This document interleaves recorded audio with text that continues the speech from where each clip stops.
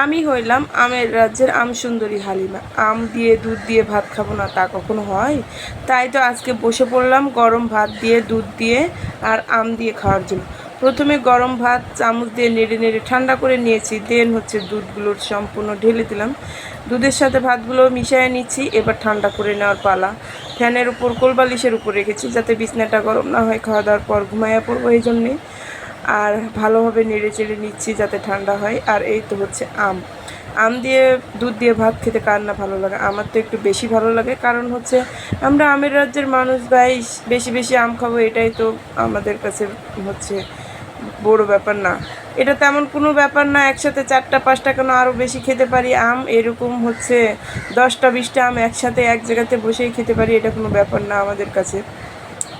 যাই হোক, ভাতটা ঠান্ডা হওয়ার পর দুধ ভাত ঠান্ডা হওয়ার পর আমগুলো ভালোভাবে চিপে নিচ্ছি। এই দেখছেন পড়ে গিয়ে আমার বিছনাটা ভরে গেল, সমস্যা নাই, কোনো ব্যাপার নাই। আম দিয়ে দুধ দিয়ে ভাত খাবো, এটা এটুকু সহ্য করতেই হবে। টেবিল ছাড়া যখন আমি বিছনায় বসছি খাইতে, তখন এরকম একটু সহ্য করতেই হবে, কিছু করার নাই। এভাবে সমস্ত 4টা আমি চিপে চিপে নিচ্ছি।